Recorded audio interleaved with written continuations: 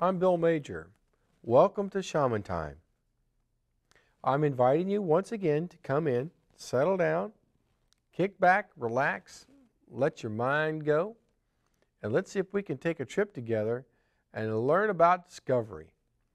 Discovery is something that happens instantaneously when you come along and it's completely outside of your previous experience. Anything that's not totally new is not a discovery. That's merely an extension of growing our resume of life. We add all kinds of things. We see different makes and models of cars, we meet people, we integrate their faces, their names. We even go so far as to collect things. Sometimes we're very litigious and we even document it. We write it down, we type it in, we build a database. Discovery, though, to actually go and find pure discovery can be done within ourselves at a spiritual level and an emotional level, as well as a physical level. I've given some consideration that our minds glom on or hold on to things more when we involve more of the senses. If we're tactile, that's the touching piece, and we're auditory, we hear, and visual, we see.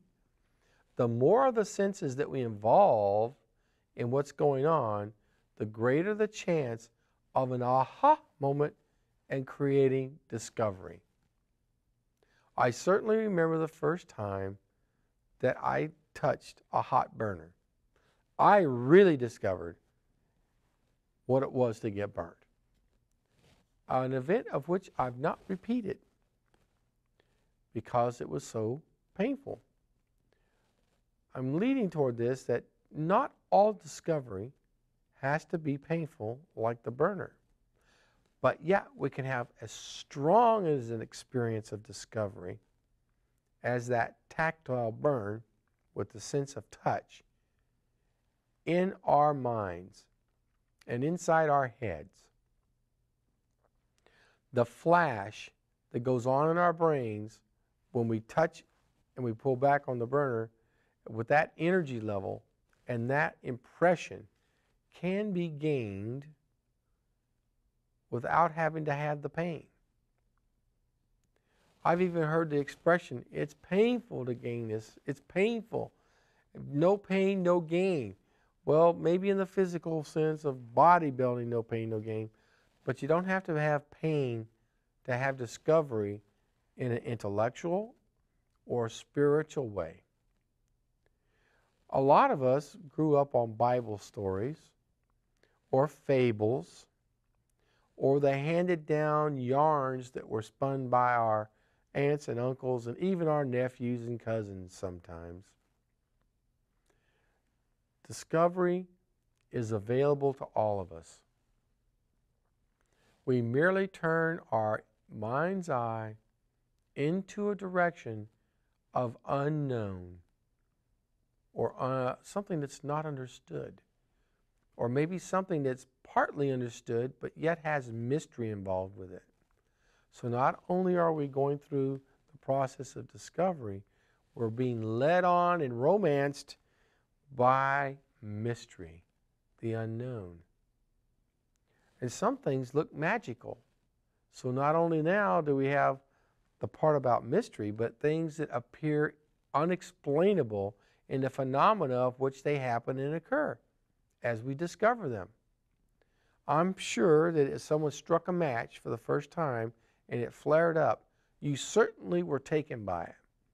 But as they took out more matches and they struck them, over time, what was repeated, the glamour and the mystery of it that you had the first time you saw it diminishes over the repeated performances of the same event. So the discovery can wane quite quickly from being the leading thing of our mind's eye and attention and what our recall is attached to in the short term, because we move on to something else. And we move on because we have an insatiable appetite for learning. We're just geared that way. We're made to learn. We come equipped with all kinds of ways to learn. Our senses themselves, the basic senses, assist us to have input to learn and to recall and to comprehend. It's not till we move into the world of language and then written language that it becomes even more apparent that our ability to recall is it's just phenomenal. It's not till we start becoming dependent upon outside sources of recall that it begins to become secondary in our primary activities of what we're doing in discovery. When we discover something, we catalog it, a lot of things about it. If you find a really beautiful stone, and I'm suggesting that this stone is just absolutely incredibly beautiful. It has its own fire inside of it, and it is an opal. And you can look at this opal and you can see the flames and the embers in it. Yet it's cool to the touch, and it is a stone, but a beautiful opal.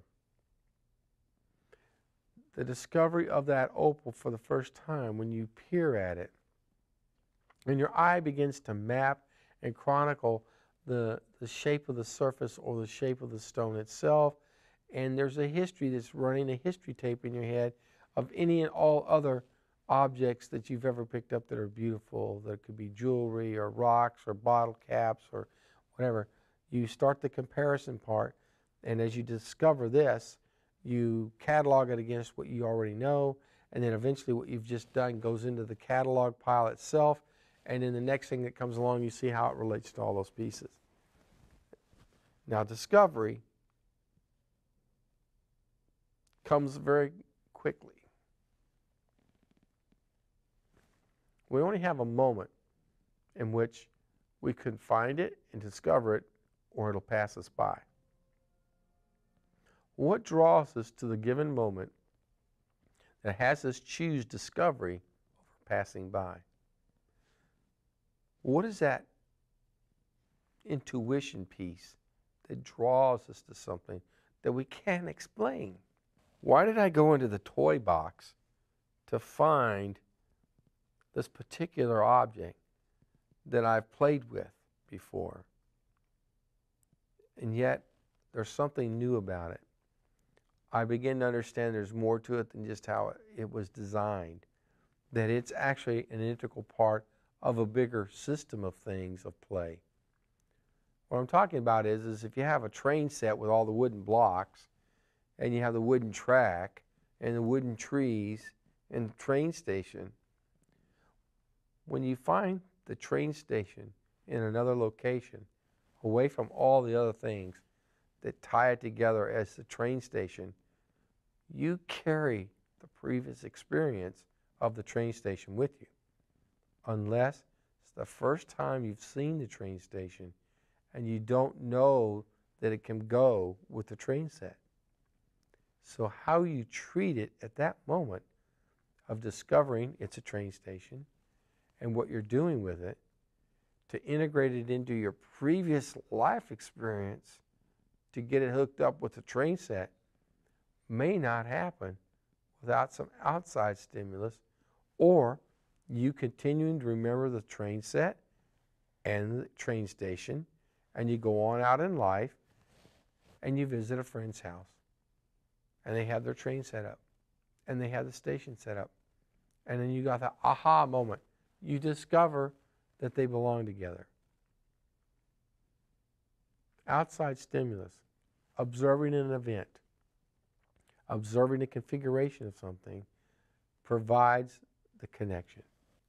Depending on how powerful that experience was when you discovered it the first time, will help you to discover new things and to join old things back together and experience the joy and discovery once again. Till next time, kick back, relax, enjoy your discovery. We'll catch up with you a little later on maybe have an opportunity to drop me a line, and we can address some of your questions in the next program. Bill Major, this is Shaman Time. Thank you.